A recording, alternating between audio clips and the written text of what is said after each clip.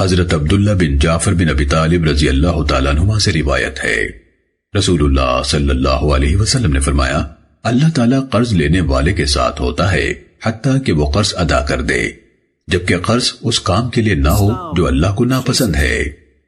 حضرت عبداللہ بن جعفر رضی اللہ تعالیٰ عنہما اپنے خازن سے کہا کرتے تھے، جاؤ میرے لیے قرض لے آؤ۔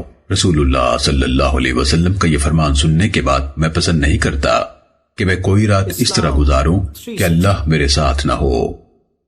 سنن ابن ماجہ حدیث نمبر 2409۔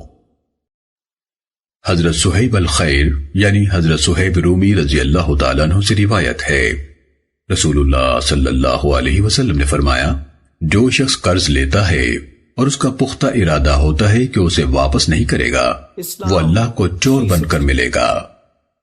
ابن ماجہ رحمہ اللہ نے ایک دوسری سند سے نبی صلی اللہ علیہ وسلم سے اسی مضمون کی حدیث بیان کی ہے۔ سنن ابن ماجہ حدیث نمبر 2410۔ حضرت ابو ہریرہ رضی اللہ تعالیٰ عنہ سے روایت ہے، رسول اللہ صلی اللہ علیہ وسلم نے فرمایا، جو شخص لوگوں کا مال اسے ضائع کرنے کے ارادے سے لیتا ہے، اللہ اسے تباہ کر دے گا۔ سنن ابن ماجہ حدیث نمبر 2411۔